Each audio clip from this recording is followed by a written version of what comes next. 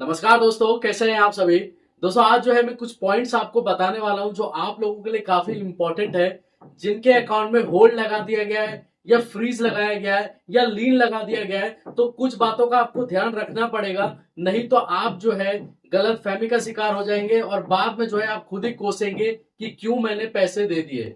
आप देखिए दोस्तों, क्या होता है कि अगर आपके अकाउंट में कोई होल्ड या लीन या कोई भी फ्रीज लगाया जाता है साइबर सेल के तरफ से, तो आप जाहिर सी बात है अपने बैंक में जाते हैं, पता करते हैं कि एक्चुअल में मैटर क्या हुआ है। फिर आपको बैंक वाला आपको क्या देता है, एक एक्नॉलेजमेंट नंबर देता है, या हो सकता है आपको इन्वेस्टिगेशन ऑफिसर का नंबर दे और बोले कि आप इनसे बात कर लो और आप जो है इन्हीं को बोलो कि एनओसी देंगे, तब जब हम आपका अकाउंट जो है डिफ्रीज करेंगे या होल्ड या लीन हटाएंगे। हम लोग क्या करते हैं कि कंप्लेंट कॉपी निकलवा लेते हैं कहीं ना कहीं से, कहीं यूट्यूब पे वीडियोस देख लिया या अपने नियर बाय साइबर थाने में चले गए और कंप्लेनर का डिटेल लेके आ गए। कंप्लेनर कौन? जिसने कंप्लेंट की हुई है और जिसके वजह से आपको प्रॉब्लम हुई है।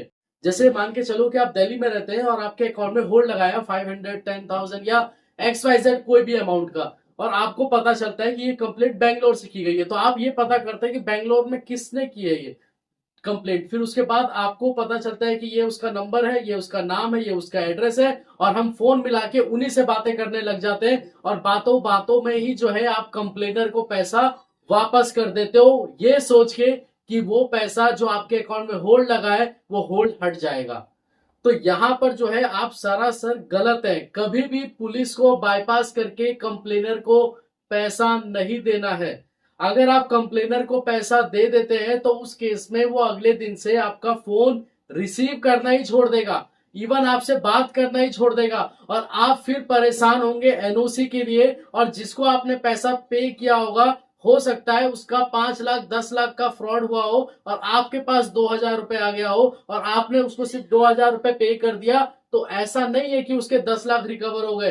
कल के डेट में सिर्फ और सिर्फ ये होगा कि वो आपका फोन रिसीव करना बंद कर देगा और आप फिर यूट्यूब पे वीडियोस देखेंगे किसी का और फिर उसको ये स्टोरी सुनाएंगे कि कंप्लेनर से मैंने बात की और उसको पैसा रिफंड कर दिया। तो कंप्लेनर को पैसा रिटर्न नहीं करना है विदाउट पुलिस परमिशन।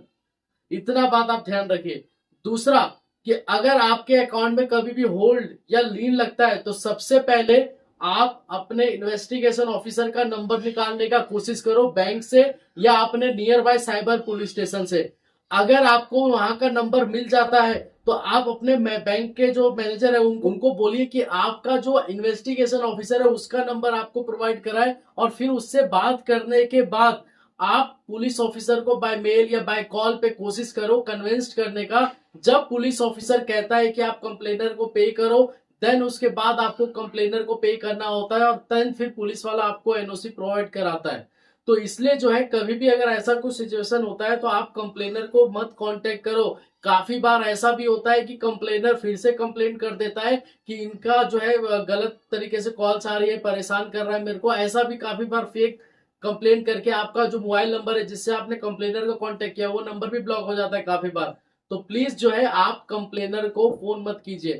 दूसरा जो मैंने आपको बताया कि कोशिश कीजिए कि जो आपका इन्वेस्टिगेशन ऑफिसर है उसका नंबर निकलवाने का अपने बैंक से, और उनको पुलिस ऑफिसर को आप कॉल करो ताकि जो है आप उसको क्योर करा पाए। इसके अलावा आपको कोई भी डाउट होता है तो दिए गए नंबर पे आप कांटेक्ट कर सकते हैं। लेकिन मैं आप लोगों को एक ही चीज बोलना चाहूंगा कि गेम से जितना दूर रह सकते हैं और आपका जो मेन करंट अकाउंट है या जो भी सेविंग अकाउंट है, जो मेन अकाउंट है, उसमें यूपीआई जितना कम हो सके उतना कम ले।